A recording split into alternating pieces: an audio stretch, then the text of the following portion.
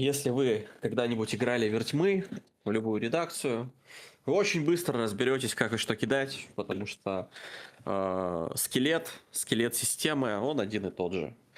Вы берете атрибут, вы берете навык, складываете и кидаете столько кубиков, сколько у вас точек получилось. Вот. В чем ключевое отличие механа? В пятерочке отказались от этого, господи, от того, что единицы сжигают вам успехи, и помимо крит провала, который был в прошлых редакциях, вам добавили еще и крит успех.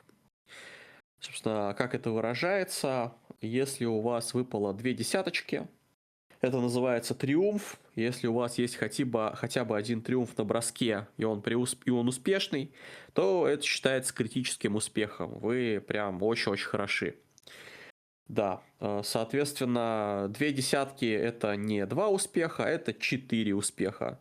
Ну и каждые 2 десятки это не 2 успеха, а 4 успеха. Все, в общем-то, довольно просто. Вот. Что еще можно добавить? Проверки голода, наверное. Проверки голода, так сказать, уникальная визитная карточка 5-й редакции. Соответственно, в 5-й редакции они отказались от бладпула и бладпоинтов как более, ну, тут субъективно, конечно, но отказались от бладпула и бладпоинта как от более какой-то механически ориентированной системы в пользу какого-то более нарративного голода. Собственно, если раньше у вас были буквально пункты крови, как мана, и вы математически высчитывали, что и где вы Нет, потратите. нет, нет. э, Так, есть возражения? Да, да, да, да. Ну, в общем, нет, есть ряд, короче, этих штук, которые вот прям закрепились, как вот такие, знаешь, эти, как бы это так сказать, стереотипы. Вот. И хочется вот их развеять. Ну, ладно, продолжай. Хорошо. Аид, собственно, развеет эти стереотипы. А непосредственно в 5-й редакции у вас есть голод, и это буквально мерило того, насколько сильно вам хочется крови. Вот. Соответственно, если вы прям совсем-совсем голодные, вы не можете прибегать к силам крови, и даже просто вид крови способен вызвать у вас ярость. Буквально зверь попытается взять над вами контроль, чтобы эту кровь добыть. Вот. И наоборот, если у вас нулевой голод, то у вас полностью исчезает шанс на то, что у вас будет критический провал, либо грязный критический успех. Вот. Расскажу немного про это. Соответственно, в системе есть просто провал и просто крит-успех. Это когда... Провал — это когда у вас просто неуспешная проверка, вы не побили сложность. Про критический успех я уже рассказывал. Соответственно, грязный критический провал это когда ваш критический провал, точнее, да, ваш провал не просто провал, а у вас еще на кубике голода, особый кубик, который привязан к механике голода, имеет на себе единичку. У вас не просто не получилось, а вам как-то помешал ваш зверь. У вас как бы отняли немножко агентности, отняли управление над персонажем. Вы либо сделали это самостоятельно, если мастер добрый, либо мастер у вас его наглым образом отжал. И случилось что-то плохое. Ну, а грязный крит — это та же пляска, но одна из десяток на вашем триумфе выпало на кубике голода. И это означает, что вы преуспели, вы, возможно, очень хороши, но в процесс вмешался ваш зверь, и у этого будут какие-то последствия. Самые разные. Есть примеры, на которые вы можете ориентироваться, но в целом ничего не мешает вам придумывать свои сценарии под каждую конкретную ситуацию. Соответственно, голод и кубики голода. Я забегаю вперед, уже устал говорить немножко. Соответственно, этот ваш замечательный голод, он не просто существует, а он заменяет часть кубиков у вас при броске. Если обычно вы кидаете черные кубики, то в зависимости от того, сколько у вас точечек голода, вы заменяете часть черных кубиков на красные кубики. Эти красные кубики — это и есть ваши кубики голода. Если на них падают единицы и десятки, у этого могут быть последствия. Либо в качестве кровавого провала, либо в качестве кровавого триумфа. Вот так. Вот так. Помимо этого, к этой механике кровавых провалов и кровавых триумфов привязана еще одна нарративная механика, которой стоит обмолвиться. Это компульсии. Что такое компульсия? Ваш зверь влияет на ваше поведение, буквально. Он вызывает у вас определенные чувства в моменте, в ответ на те удары, которые по вам наносит окружающая реальность. И, соответственно, в отличие от каких-то серьезных последствий, компульсия — это просто настроение вашего зверя. И если вы сопротивляетесь вашему зверю, вам это мешает. Это режет пулы ваших бросков. Вот. Компульсии бывают разные, но чаще всего это голод, страх, высокомерие. Ну и у каждого клана есть своя уникальная компульсия, которая задает ему определенный стиль поведения. Вот. Соответственно, если у вас, допустим, компульсия голода, то ваш зверь очень сильно хочет есть, и он к этому вас принуждает. Вы вполне себе можете этому сопротивляться, но если вы это делаете, вы теряете 2 кубика из всех своих проверок. Очень просто и, на мой вкус, элегантно. Вот. В целом, что еще сказать по охоте, по поводу охоты. Охота в пятерке, она более, скажем так, формализирована, упрощена. То есть вам не нужно сидеть и самому придумывать, как именно охотится ваш вампир. Разработчики игры подумали за вас и предложили вам много-много вариантов этих самых типов охоты. Они предлагают вам разные механические бонусы и штрафы, и, в принципе, диктуют пищевые привычки вашего вампира. Вы выбираете этот тип охоты, в процессе игры вы можете его менять, приобретая и теряя разные преимущества, советуясь в этих вопросах с вашим мастером. Вот.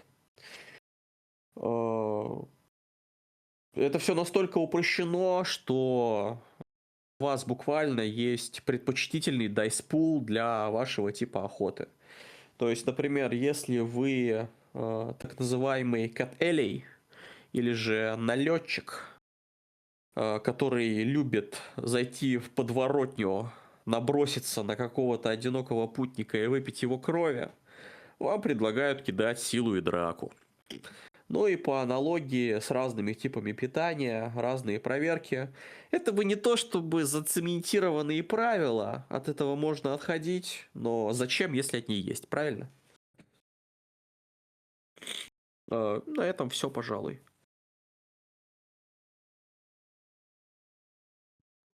Хорошо. В общем, как такой контрпункт, как-то. В общем, вступая в некую полемику, да, со своим собеседникам, я хочу сказать, что как бы вы вот играете в мир тьмы, но вы делаете это немножко неправильно. Ну, по крайней мере, не так, как написано в книжке. Вот. Первое, о чем я хочу заметить, что всегда, абсолютно всегда тебе предлагалось, во-первых, несколько вариантов работы с охотой, а во-вторых, это всегда было важной частью игры. Вообще всегда. Вот. И следующий момент, который, мне кажется, очень часто упускает в своих играх разные мастера, это то, что, например, насильственный отъем крови, да, то есть вот те самые туалетные вампиры, которые сидят в толчках, да, и ждут, когда же к ним кто-нибудь зайдет, и они кинутся на него и высосут из него все живое. Вот, это то, что это отнимает человечность. Внезапно, но подобное кормление, оно всегда вызывает моральные вопросы, потому что это как не да? Вот. И потому буквально через кормление ты взаимодействуешь с такой механикой, как человечность. Вот. Это раз. Во-вторых, нам, собственно, сам Корник, да, предлагает делить охоту на этапы. Я сразу замечу, да, что так же, как и в пятерке, есть вариант быстрой охоты, когда вы делаете один бросок и как бы просто результируете его, не акцентируясь на этом аспекте игры. Такое есть, и это тоже все прописано там же, в той же главе про голод. Вот. Да. В общем, проходя дальше, у нас есть 3 этапа охоты. Это поиск, сам поиск, да, собственно, жертвы, охота на эту жертву, то есть ты же пытаешься не просто ее сожрать, да, ты взял, накинулся на нее и все, а вот как тут к этому подходишь, то есть ты ее обманываешь, или, может быть, ты там ее заводишь куда-то, а может быть, ты действительно набрасываешься и жрешь ее. Вот. Потом сам этот процесс кормления, в котором что-то может пойти не так. Если ты особо голоден, тебе будет тяжело остановиться. И ты можешь совершить то, чего ты не хотел. То есть, когда у тебя буквально, как ты вот говоришь, да, вот возможности выбора игрока сужаются. Вот. То есть, вот тут он не контролирует действия своего персонажа. Тут он может просто не пройти эту проверку и в итоге убить человека. И он должен будет вынужден смириться с этой моральной дилеммой, да, как-то с ней работать. Или потерять человечность, или наоборот не потерять. А может быть, это вообще все перерастет в отдельную сюжетную линию, где он потом будет на могилу этого вот убитого в подворотне бомжа носить цветочки, потому что он раскаивается. Вот. Теоретически, как бы, из всего этого можно сделать неплохую такую историю. Вот. Кроме того, сама игра не говорит тебе о том, что ты можешь просто воспринимать это как некую шкалу, да, то есть тебе она подсказывает, что смотри, вообще-то у тебя есть конкретный параметр, да, твой самоконтроль, от которого и зависит, насколько ты, ну, когда ты станешь голодным. Вот, и зачастую этот голод, это довольно... Ну, короче, это не самые низкие значения, да, тебе надо будет 7 минус как бы твой уровень самоконтроля. Вот. А обычно самоконтроль, условно, 4-3, да, ну вот и получается, что у тебя как минимум на 4, да, уже начинаются какие-то проблемы с этим.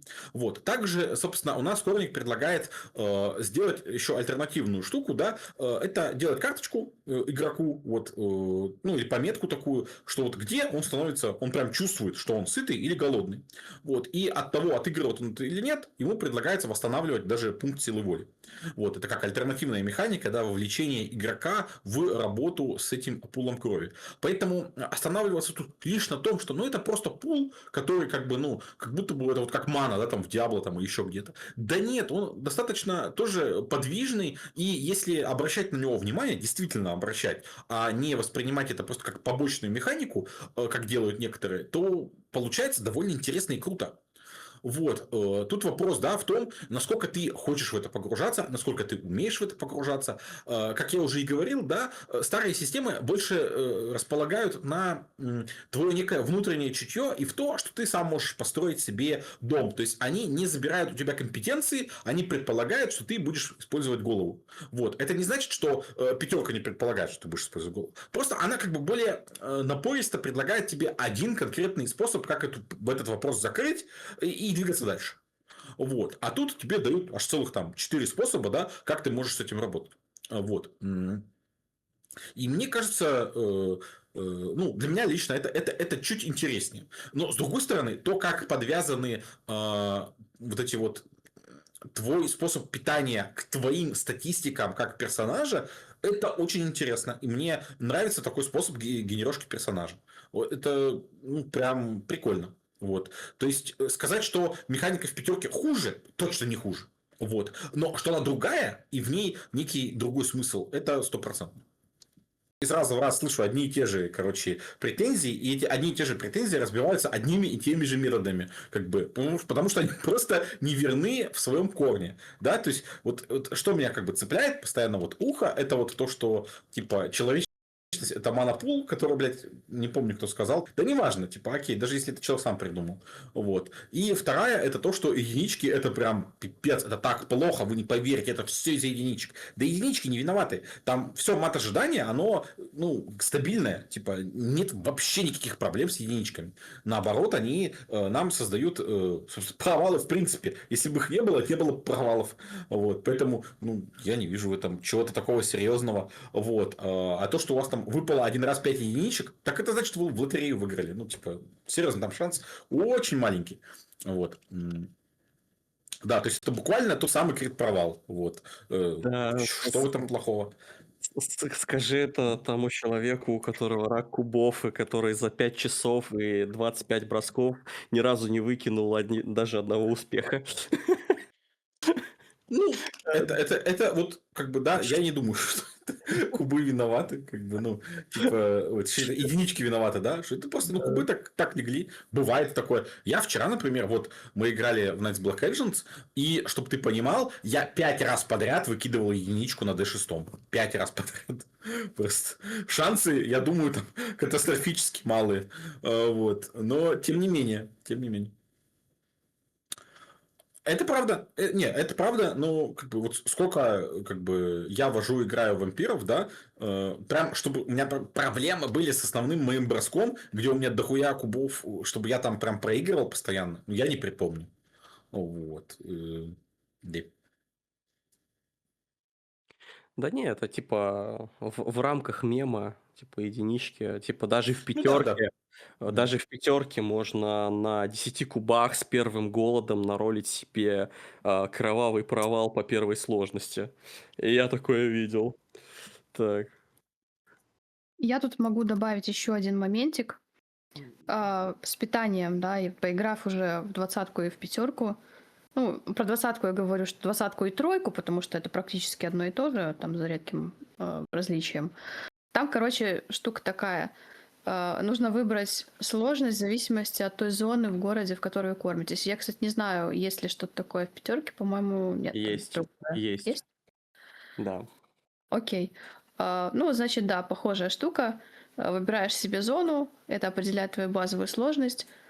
И я, как мастер, хоум-рулю очень жестко с достоинствами и недостатками, которые взяли мои игрочки, плюс их человечность, потому что, как и было уже упомянуто, да, четверка там снижает на 1, точнее, увеличивает сложность на 1, там еще ниже увеличивает на 2, вот, и как бы все это решает, и я это подсчитываю сама и просто говорю игроку, что вот помимо твоей базовой сложности у тебя из-за твоих достоинств, недостатков и, допустим, там клана, там, если ты вентру, и ты хочешь просто быстро сделать бросок, ты это все суммируешь и делаешь мне бросок, не знаю, по 8 сложности или по 9 сложности. Ну, справедливости ради скажу, что и в пятерке все это есть. Вот, что человечность влияет на взаимодействие со смертными. Я просто это поскольку уделил внимание, раз уж решили это раскрыть. Тривиально попытка даже просто поговорить со смертным на третьей человечности в большинстве случаев обречена на провал, потому что без искры жизни у вас минус 6 кубов на этот бросок. С искрой жизни минус 4. Это прям жестко. Если... Я помню, что в двадцатке оно точно есть, это описание. Если в пятерке, что когда у тебя низкая человечность, там 4 ниже, по-моему, ты выглядишь уже как труп. Да, это буквально описывается в человечности и выражается именно как штраф на кубике. Вампир с низкой человечностью теряет возможность создавать предметы искусства и взаимодействовать в какой-то мирной обстановке с смертными существами, с животными и людьми. Насчет искусства это интересно. Я не встречала игры, в которых это бы поднимался этот вопрос. Ну да, если у тебя третья человечность, попытка создать какое-то осмысленное произведение искусства, ну, крайне затруднена. Тебе надо быть прям, ну, виртуозом в своем деле, чтобы что-то сделать.